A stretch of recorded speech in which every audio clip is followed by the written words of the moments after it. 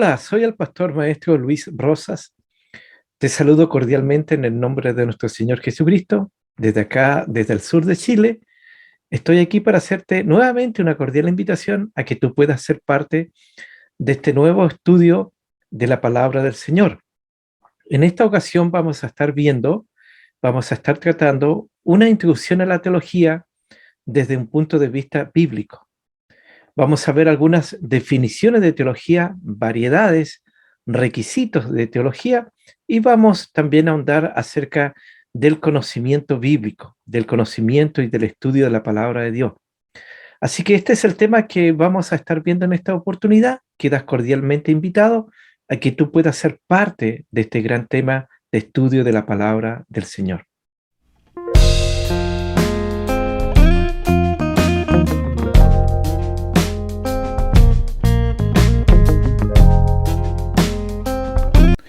Bien, aquí damos comienzo a este estudio que vamos a ver en esta ocasión, que es Introducción a la Teología desde un punto de vista bíblico. Lo primero que quiero decir en esta introducción a la teología desde un punto de vista bíblico es que cuando uno abre los libros de teología, en las primeras hojas uno se encuentra con un título que aparece y dice prolegómenos. Y esta palabra prolegómenos aparece en la mayoría de los libros de teología. Es una palabra compuesta por la palabra pro, que significa antes, y lego, que significa decir, o decir de antemano, decir con anticipación. Entonces, si juntamos las dos partes de la definición, serían los asuntos previos al estudio, los aspectos introductorios al tema. Eso significaría, en este caso, prolegómenos. En los libros comunes aparece como la palabra prólogo. Entonces, este tema que estamos viendo en esta ocasión trata de entender qué es la teología. El mismo tema es una introducción a la teología y por eso vamos a ver algunas definiciones de algunos teólogos, algunas clasificaciones y divisiones de la teología y también los requisitos para estudiar teología. Vamos a tomar como base Jeremías capítulo 9, verso 24. Jeremías capítulo 9, verso 24. ¿Qué dice este texto? Dice: «Mas alábese en esto el que se hubiere de alabar, en entenderme y conocerme, que yo soy Jehová, que hago misericordia, juicio y justicia en la tierra, porque estas cosas quiero, dice Jehová». Entonces, en este texto están los tres propósitos por el cual debemos estudiar teología. En primer lugar, para entender, para conocerle y para saber lo que Dios quiere de mí. Entonces, entender es lo primero que hay que entender. Entender está relacionado con nuestra fe. Como dice Hebreos 11, verso 3, por la fe entendemos. Y sin fe no va a haber entendimiento y no vamos a entender nada. Entonces nadie puede decir que está lleno de fe o que tiene fe si no entiende nada. Entonces, la fe está basada en el conocimiento de Dios.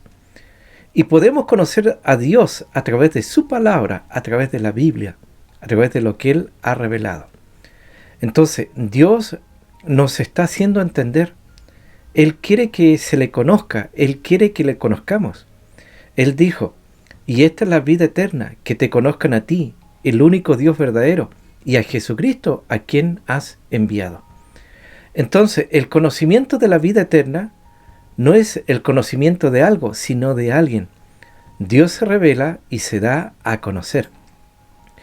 Entonces, el conocimiento de Dios a través de su palabra es proporcional a tu crecimiento, a tu desarrollo. Si no hay conocimiento de su palabra, no va a haber conocimiento divino. El conocimiento siempre ha sido una fuente de poder que libera a las personas de muchas formas de esclavitud.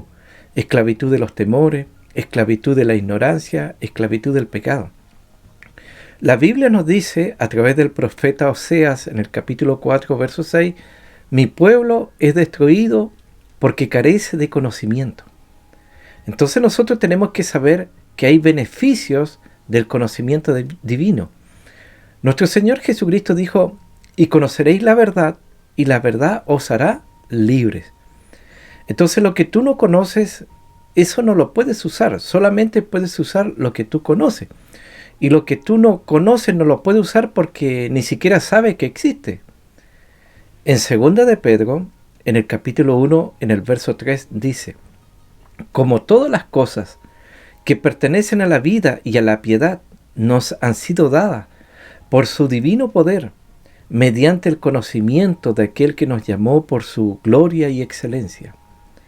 Entonces, si usted ve el texto, nos dice que todas las cosas que pertenecen a la vida, si uno preguntara cuántas cosas, todas las cosas. ¿Y qué ha pasado con esas cosas? Nos han sido dadas. Y si uno preguntara, ¿y por medio de qué nos han sido dadas? Por medio del conocimiento divino. Entonces, cuando el apóstol Pedro habla en sus epístolas, la palabra clave que uno encuentra es conocimiento. Pero no solamente un conocimiento como un ejercicio mental, sino de probar ese conocimiento con la certeza de la verdad. Tal como él lo dice en 2 de Pedro 1:2. Gracia y paz os sean multiplicadas en el conocimiento de Dios y de nuestro Señor Jesús. Si uno pregunta, ¿cómo la gracia y la paz nos van a ser multiplicadas? Por medio del conocimiento de Dios. Esa es la respuesta. Y ni siquiera se suma, sino que el texto dice que se multiplica. Y así usted se va a convertir en un factor de multiplicación en el reino. El apóstol Pablo, en la epístola a los Colosenses, en el capítulo 1, en el verso 9, dice: por lo cual, también nosotros, desde el día que lo oímos, no cesamos de orar por vosotros y de pedir. ¿Y que pedía el apóstol Pablo?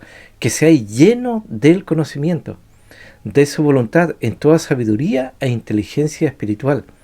Y añade los otros versículos 10 y 11. Para que andéis como es digno del Señor, agradándole en todo, llevando fruto en toda buena obra y creciendo en el conocimiento de Dios, fortalecidos con todo poder, conforme a la potencia de su gloria, para toda paciencia y longanimidad. Entonces tenemos que entender que la fortaleza espiritual es proporcional al conocimiento que se tenga de Dios. Entonces casi todas las oraciones apostólicas, de manera enfática, apuntan a un tema que era el conocimiento de Dios.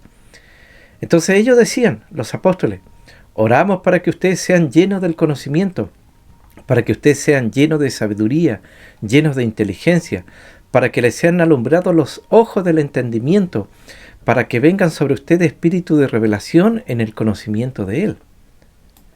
Cuando nosotros hacemos la pregunta, ¿por qué estudiar teología? Bueno, algunos dicen, a mí lo que me interesa es la vida práctica, a mí lo que me interesa es solamente congregarme, solamente cantar, alabar. Otros dicen, a mí me basta solamente con tener mi Biblia, y bueno, algunos la tienen pero ni siquiera la leen, menos la estudian. Así que algunos tienen la Biblia viajera, y ahí la llevan debajo del brazo, o dentro de un bolso, o dentro de la cartera, ¿no es cierto?, de la casa a la iglesia, de la iglesia a la casa. Y a veces las abren solamente los cultos, o solamente algunos domingos. Entonces, esta es la actitud lamentable de muchos creyentes, y peor aún, de muchos líderes cristianos. Entonces el problema con este modo de pensar es que ellos están propensos a aceptar distorsiones de la doctrina, de la palabra, e inconscientemente muchas veces sustituyen las enseñanzas bíblicas con tradiciones de su iglesia o del mundo, o a veces con supersticiones. Entonces se ha observado en la iglesia los excesos a veces del legalismo, con un énfasis desproporcionado sobre la prosperidad material, como lo es la teología de la prosperidad, y un concepto a veces del amor de Dios tan tergiversado que no da lugar para la santidad, para la ira, ni para el juicio de Dios. Y otros dicen, es que yo no siento estudiar la palabra. Y estos, bueno, lamentablemente no andan por fe, sino por sentimiento. Y así mucha gente, ¿no es cierto?, lo que siente, eso hace. Y nosotros no debemos hacer lo que sentimos, sino lo que sabemos. Y por eso dicen, hoy día siento y hoy día no siento. Entonces, si sienten, hacen algo, y si no sienten, no hacen nada. Y también, como muchos usan como frase o también como dicho, 2 Corintios 3:6, entonces cuando se escucha que alguien pretende estudiar en un instituto o estudiar la Biblia o quiere estudiar teología, ellos sacan parte de este texto bíblico y dicen la letra mata. Entonces parte de ese texto sí es bíblico, pero no su interpretación. Y así muchos rechazan la teología y son indiferentes a ella. Y esto es muy parecido también con la reacción que tienen con el estudio de la palabra de Dios, la Biblia. Así que cuando escuchan de hablar de estudiar en un instituto bíblico, inmediatamente se escucha la alarma, se escucha la frase que dice cuidado, la letra mata. Entonces esperamos que en este caso, aquellos que están escuchando este tema, haya una renovación de nuestro entendimiento con respecto a este tema. Entonces nosotros todos debemos experimentar una metanoia, un cambio de manera de pensar, para que haya un cambio de manera de vivir. Y Jesús esto lo estableció de manera primaria al predicar su primer mensaje. Él dijo, arrepentíos. Ahí está el metanoia, el cambio de manera de pensar para que cambie nuestra manera de vivir. Entonces nos damos cuenta que algunos no tienen un problema espiritual, sino un problema mental. Y esto es lo que vive lleno de dudas, lleno de complejos, lleno de distracciones. Entonces, ante la pregunta, ¿por qué debería ser malo estudiar teología? Tenemos que saber que la teología debe ser una contemplación de los misterios de Dios en un espíritu de oración, de adoración. El quehacer teológico tiene que llevarse a cabo en una atmósfera de adoración. Cuando leemos Ezequiel capítulo 1, verso 28 dice, como parece el arco iris que está en las nubes el día que llueve, así era el parecer del resplandor alrededor. Y esta fue la visión de la semejanza de la gloria de Jehová. Y cuando yo la vi, me postré sobre mi rostro y oí la voz de uno que hablaba. Entonces la teología viene después de la fe y su función consiste en explorar la palabra de Dios que ha suscitado esta fe. La teología, en cierto modo, es una continuación de la plegaria, es un acto de acción de gracia, el que, como escribiera Calvino, conocemos a Dios y nos reconocemos en Él. Cierto que la teología entraña investigación, pero dado el objeto de estudio, no puede ser nunca un simple ejercicio de la razón, sino una tarea en la que participe todo nuestro ser, nuestra mente, nuestro cuerpo, nuestro alma y nuestro espíritu, y en la que al trabajo meramente intelectual siga la adoración en espíritu y la verdad propia de quienes son estudiantes de la verdad divina. Cuando vemos el libro de Esdras, en el capítulo 7, en el verso 10, dice lo siguiente, porque Esdras había preparado su corazón para inquirir la ley de Jehová y para cumplirla y para enseñar en Israel sus estatutos y decretos. Entonces vemos que la meditación teológica debe producir y fomentar el encuentro con Dios, la comunión renovada incesante con Él, y de ahí que sea ejercicio de la fe, tanto como de la razón, un instrumento al servicio de la comunidad del creyente allí en su congregación. Entonces vemos así que la verdadera teología no es una mera teoría, ni menos un simple discurso, sino que se trata de algo dinámico. La verdad de Dios, comunicada por su revelación, que nos alcanza, nos penetra y nos renueva. Dicho de otra manera, por el encuentro le conocemos y por el conocimiento le encontramos. Y no hay otra salida. Tengo que dejarle decir que Él es, y lo que Él quiere, y lo que soy, y lo que Él espera de mí. Entonces la verdadera teología nunca es mera teoría. Es como una llama que nos quema y nos ilumina, nos vivifica y nos transforma. Como dijo Jeremías en el capítulo 20, verso 9, y dije, no me acordaré más de él, ni hablaré más en su nombre. No obstante, había en mi corazón como un fuego ardiendo metido en mis huesos. Traté de sufrirlo y no pude. Entonces la teología evangélica va a la palabra para sacar su contenido y para poder luego exponerlo de manera consistente, ordenada, dinámica y de manera sistemática. Y eso es lo que tiene que ver con la teología sistemática, que es el estudio ordenado de la palabra de Dios. Entonces vemos que la teología descansa en su fundamento, que es la palabra de Dios. Entonces no es una teología basada en la razón, aunque la razón la usamos, pero la razón no es la base de nuestra fe, sino que es, ¿no es cierto?, la palabra de Dios. Ese es el fundamento seguro y estable. Y ante la pregunta, ¿es necesaria la teología? Bueno, si hemos de crecer en la gracia y en el conocimiento de Cristo, resulta obvio que debemos anhelar este crecimiento, y para eso necesitamos de la teología. En 2 de Pedro, capítulo 3, en el verso 18 dice: antes bien, creced en la gracia y en el conocimiento de nuestro Señor y Salvador Jesucristo. A Él sea gloria ahora y hasta el día de la eternidad. Amén. ¿Cuántos dicen amén? Entonces, creced, cuando dice ahí el apóstol Pablo en esa epístola, no es una opción de fe, sino que es un mandamiento. Entonces no es opcional, sino que es un mandamiento. Y ese conocimiento se da por la práctica de las verdades que creo y entiendo. Entonces, uno de los grandes enemigos del conocimiento es la ignorancia. Entonces nosotros tenemos que saber que si somos embajadores en el nombre de Cristo y también de la gran comisión evangelizadora que va dirigida a todos los cristianos, es evidente que tenemos necesidad de la teología.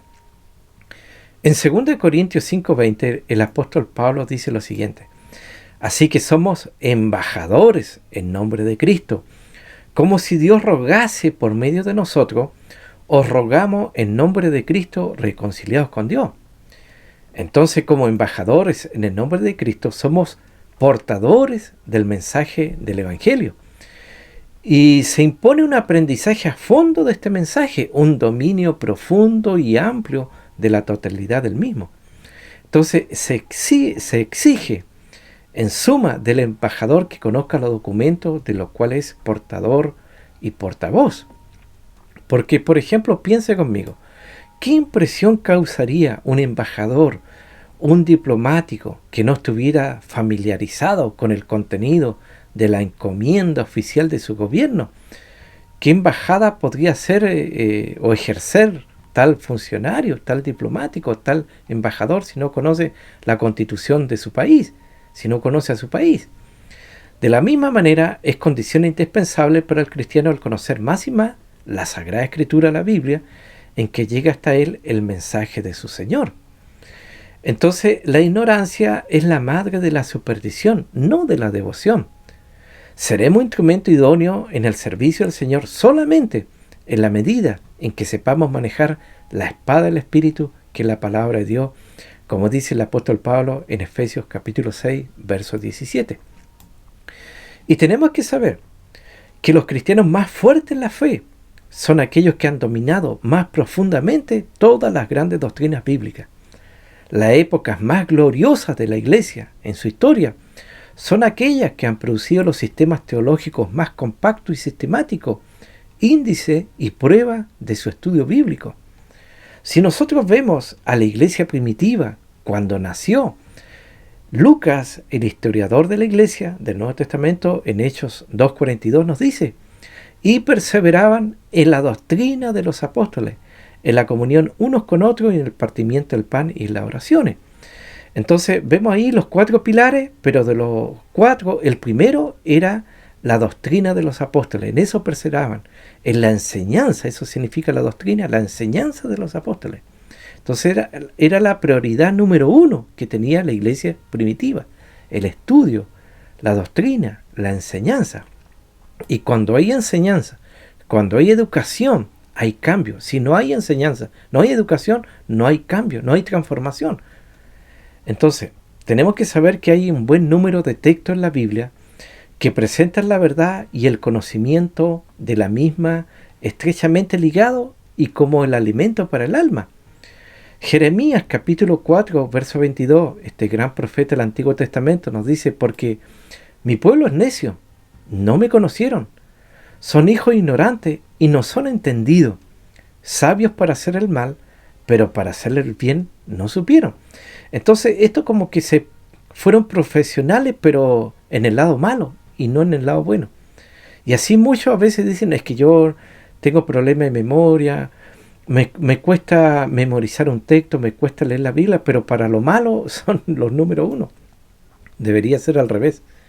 Entonces, la madurez cristiana se apoya sobre la verdad cristiana.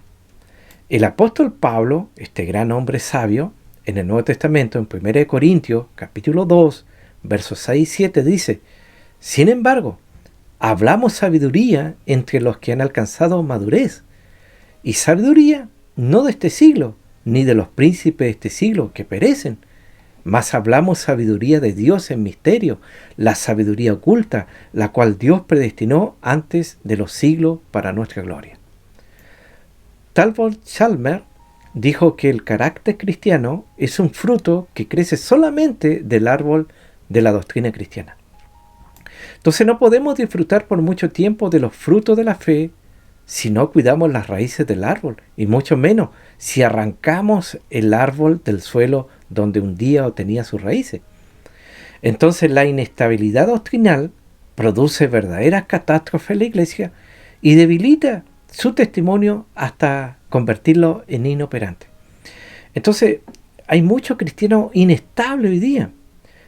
Y bueno, se cambian de una iglesia a otra, de una congregación a otra, y el líder dice: estamos creciendo, hermano. No, no has crecido nada, porque simplemente los hermanos se cambiaron de una congregación a otra. Es decir, la iglesia universal ha estado en el mismo número. Y bueno, lamentablemente también muchos líderes y hasta predicadores también son muy inestables porque no tienen un fundamento completo, profundo en la palabra de Dios. Entonces el cambio constante de credo, escribía este tremendo predicador que le dicen y es llamado el príncipe de los predicadores, Charles o Carlos Spurgeon, dijo: es el camino más seguro para la perdición, el cambio constante de credo. Él decía: si trasplantamos un árbol 2 o 3 veces al año, no habrá necesidad que preparemos grandes espacios para almacenar sus frutos. No tendremos grandes predicadores si no tenemos grandes teólogos. No surgen grandes predicadores de mediocres estudiantes. El predicador que haya de conmover a las almas de manera auténtica no será el que es superficial en su estudio, especialmente la palabra. Por lo general, el cristiano más resistente y más fuerte es el que entiende mejor las verdades fundamentales del cristianismo que están en la Biblia, la palabra de Dios. Entonces vemos que existe una prevención entre algunos hermanos de algunas congregaciones evangélicas cristianas en contra de la teología. Y ello se debe seguramente a que este vocablo siempre ha sido mal asociado. Y se supone que la teología, en lugar de ser la ciencia de Dios, para algunos es casi la ciencia del diablo. Entonces, un cristiano sin teología vacilará igualmente y se arrastrará siempre dando tumbo. Entonces, esto es especialmente importante para el predicador. El apóstol Pablo, a este joven pastor llamado Timoteo, en la primera epístola a Timoteo, en el capítulo 4, verso 16, le dijo: ten cuidado de ti mismo y de la doctrina, es decir, de la enseñanza.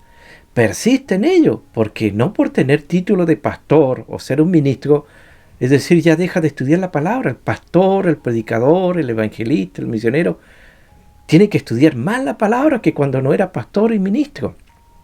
Por eso le dice: persiste en ello. O sea, no pares en eso, pues haciendo esto te salvarás a ti mismo y a los que te oyeren. Entonces, mutilar o pervertir la escritura es pecado contra el divino Redentor y también puede causar la eterna ruina de las almas humanas. Entonces, la mejor defensa contra la mutilación o perversión es el estudio diligente de la doctrina de la fe en sus relaciones la una con la otra. Y especialmente en cuanto al tema central de la teología, que es la persona y la obra de nuestro Señor Jesucristo.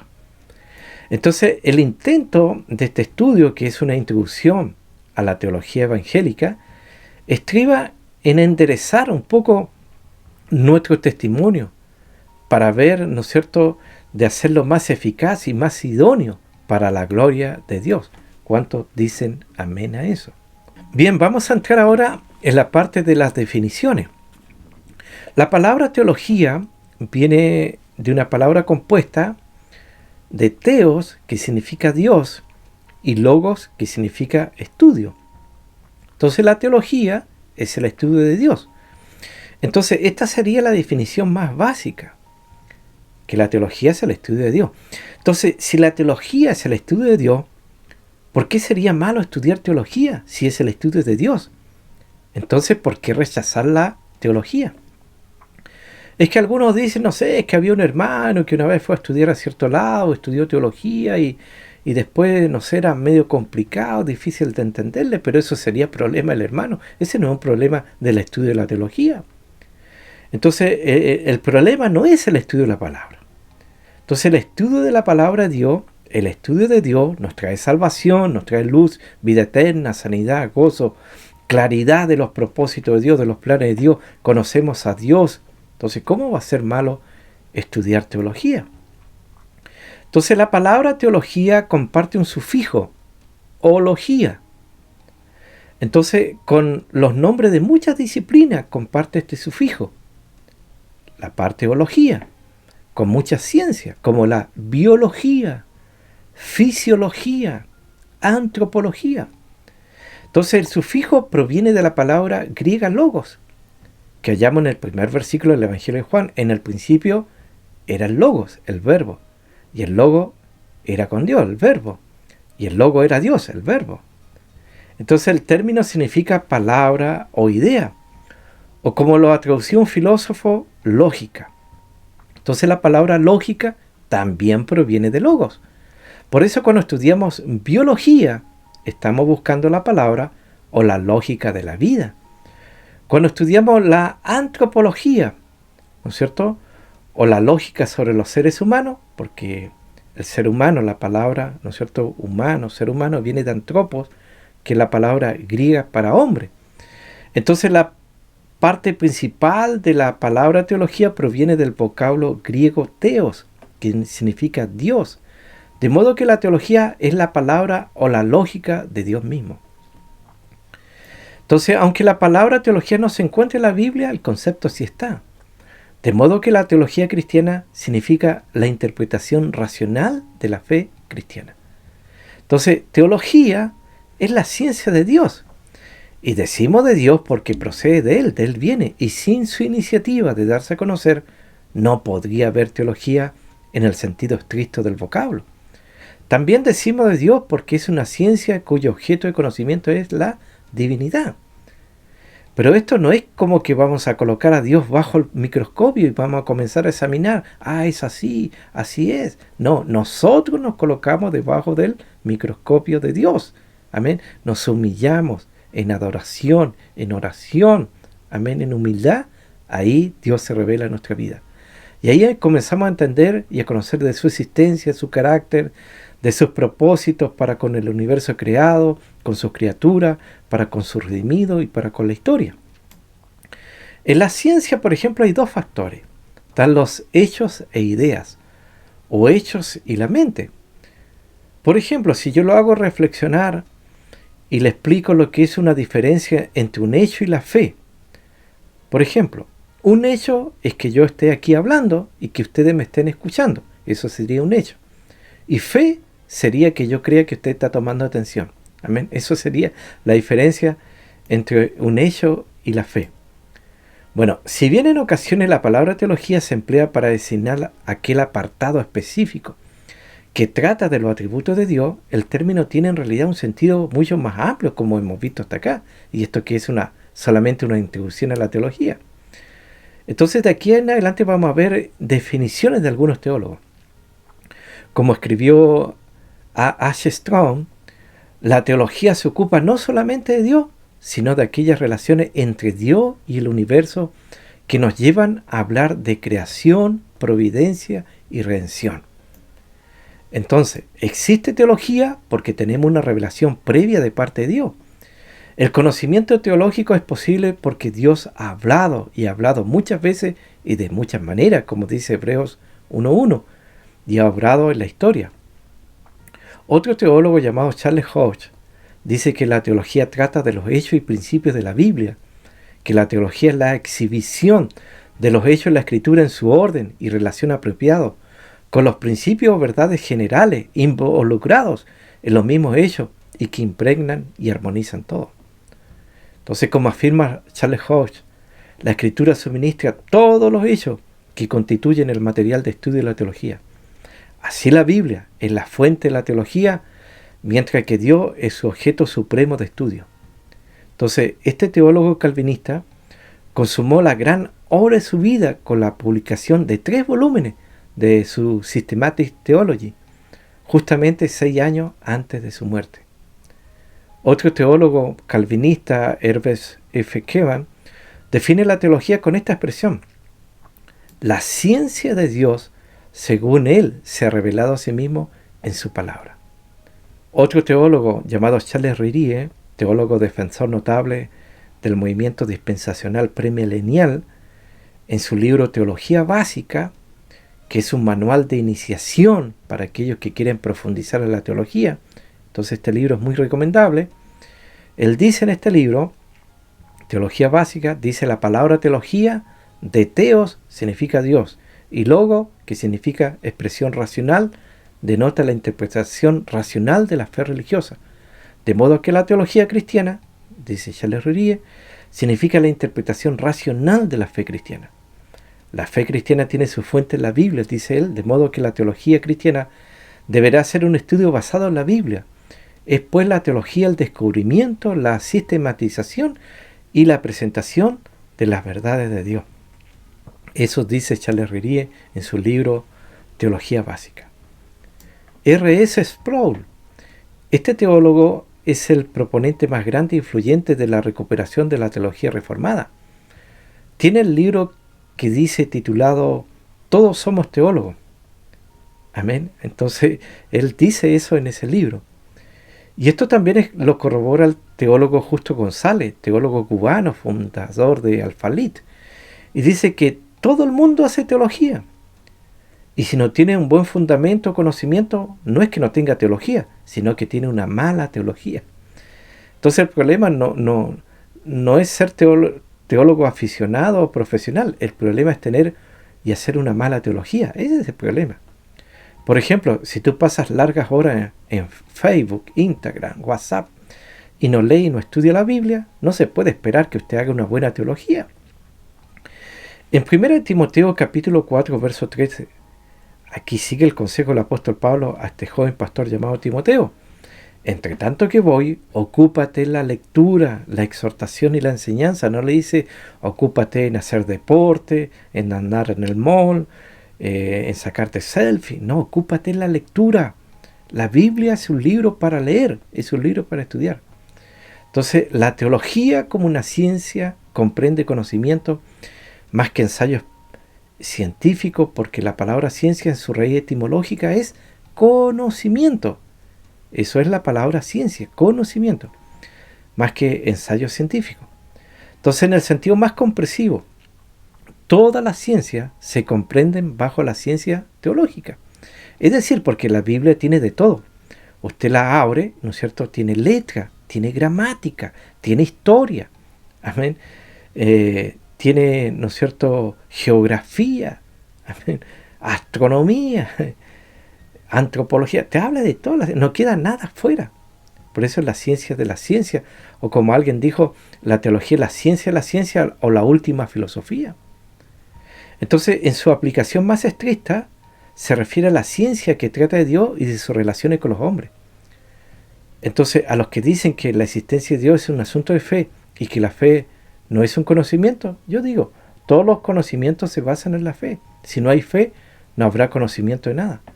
Por lo tanto, la fe es una clase de conocimiento superior al conocimiento ordinario común.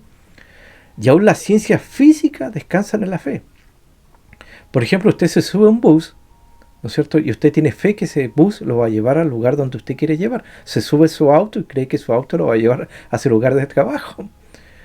Así usted paga, ¿no es cierto? Y paga con un billete grande, ¿no es cierto? Y tiene fe que le van a dar el vuelto. Todo el mundo se mueve por fe. Entonces, si no tenemos fe en lo que vemos, en lo que oímos, en lo que tocamos, en lo que es, en nuestro sentido, no nos será posible conocer nada. Y además la Biblia agrega en Hebreos, en el libro de Hebreos, que sin fe es imposible agradar a Dios. Amén. Bien, ahora vamos a hablar un poco de las variedades de teología. Estas se pueden catalogar en varias maneras. Por ejemplo, por épocas. Y ahí nos encontramos con la teología patrística, la teología medieval, la teología de la Reforma, la teología moderna. Y también hay por punto de vista, está la teología arminiana, la teología calvinista, la teología católica, la teología de la prosperidad, la teología de la liberación. Y también por enfoque está la teología histórica, la teología bíblica, la teología sistemática, la teología apologética, la teología exegética. Entonces, todas estas son distinciones muy importantes para cualquiera que pretende o estudia teología. Y en tercer lugar vamos a ver los requisitos generales para estudiar la teología. En primer lugar, hay que ser un cristiano fervoroso. Entonces quizás algunos no fueron fervorosos y fueron muy apagados o muy fríos, y eso trajo un mal concepto acerca de la teología general. Pero la Biblia nos enseña que tenemos que ser cristianos, pero fervorosos. Recuerde que estamos sirviendo a un Dios de fuego, y con el humo y con el hielo no lo podemos servir.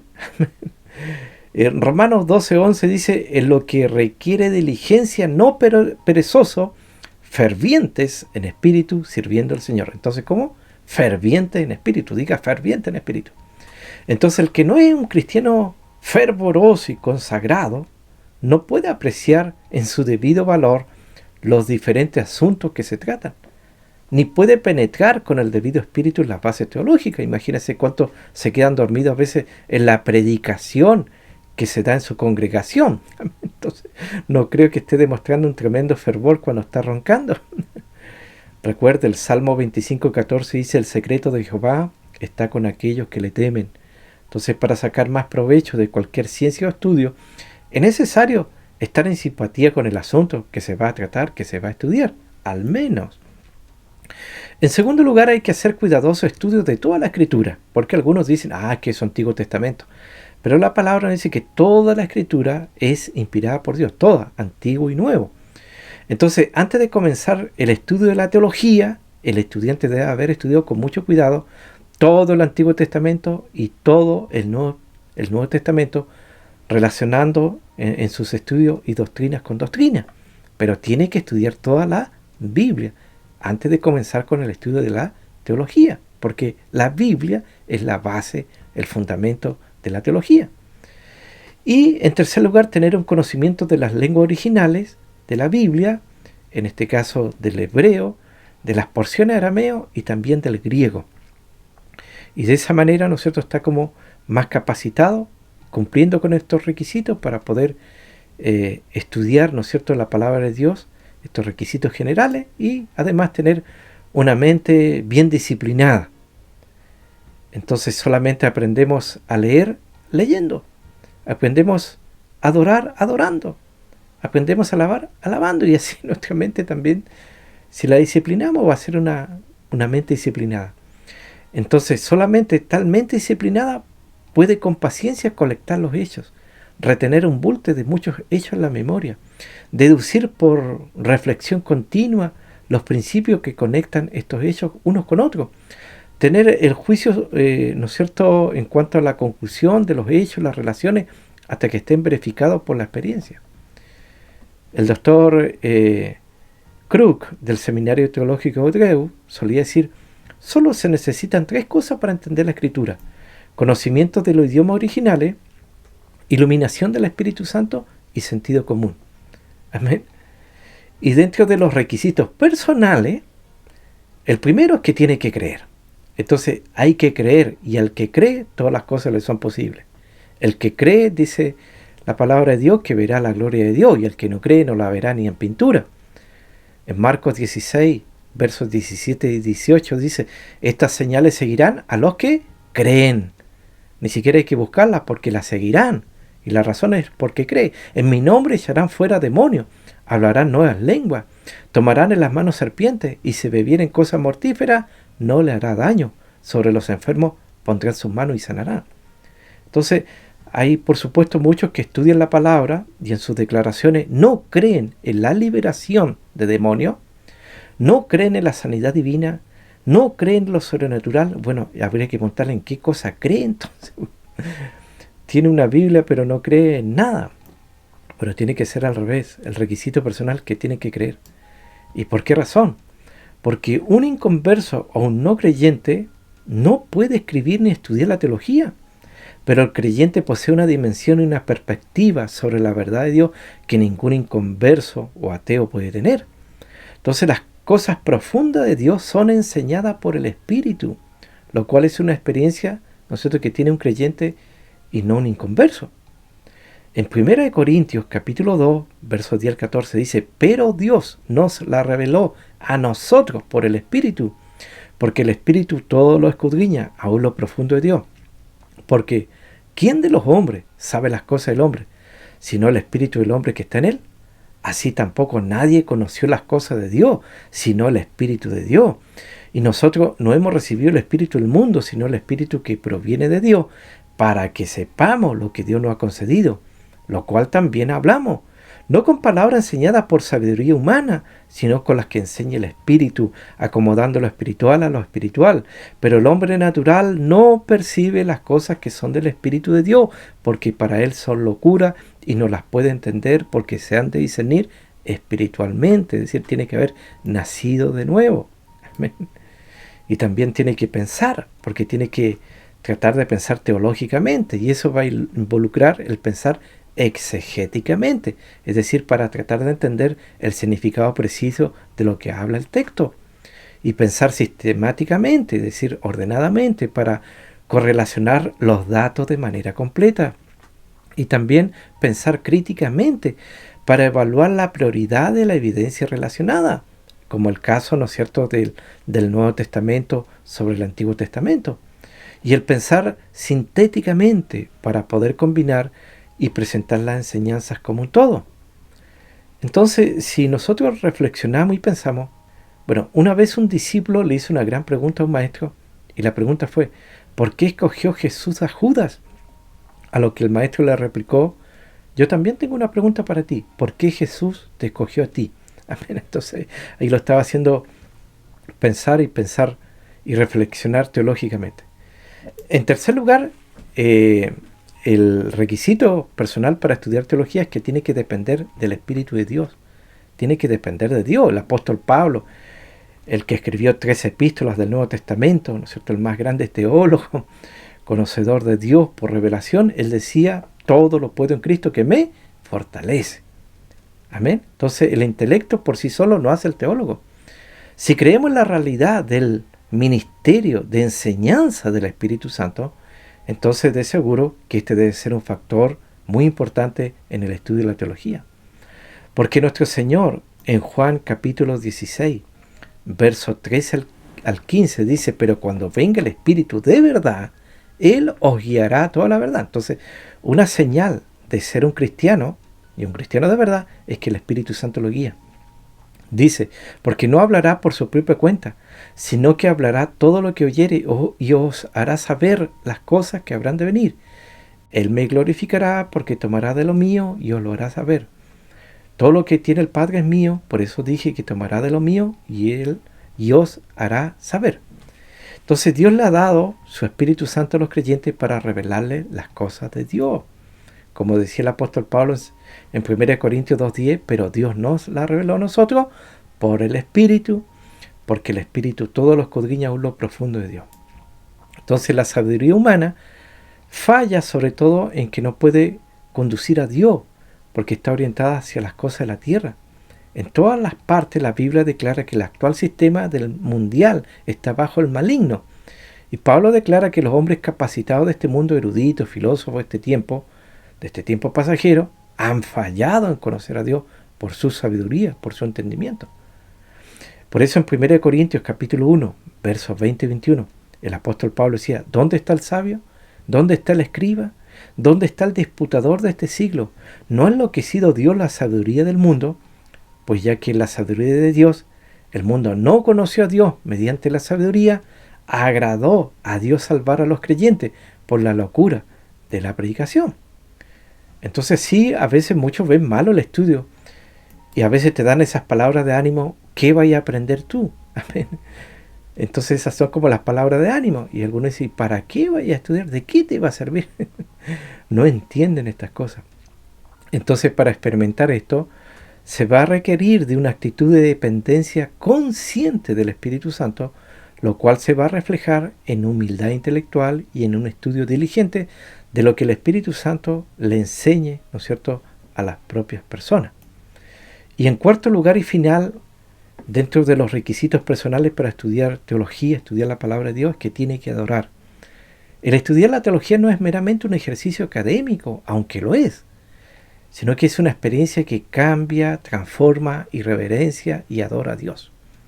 Por ejemplo, en Juan capítulo 4, verso 21 al 24, esta conversación que tuvo Jesús con la samaritana. Jesús en cierta parte le habla y le dice: mujer, créeme que la hora viene cuando ni en este monte ni en Jerusalén adoraréis al Padre. Vosotros adoráis lo que no sabéis. Nosotros adoramos lo que sabemos, porque la salvación viene de los judíos. Mas la hora viene, y ahora es, cuando los verdaderos adoradores adorarán al Padre en espíritu y en verdad. Porque también el Padre tales adoradores busca que le adoren. Dios es espíritu, y los que le adoran en espíritu y en verdad es necesario que adoren. Entonces nosotros tenemos que cantar y orar con el entendimiento. Entonces hay mucha gente en este mundo actual que canta mucha incoherencia, muchas contradicciones, no analiza lo que canta. Es decir, hay muchos cánticos, himnos antiguos, cánticos, ¿no es cierto?, canciones que no son para nada cristocéntricas ni bíblicas. Entonces hay que analizar muchas de esas canciones. Entonces había un predicador que una vez analizaba esta canción muy emocionante, ¿no es cierto?, que dice: levanto mis manos aunque tuviera 1000 problemas. Y este pastor decía: ¿sabe que no le creo mucho cuando cantan esa canción? Porque con un problema no viene ni a la iglesia, con 1000 no los veo nunca más.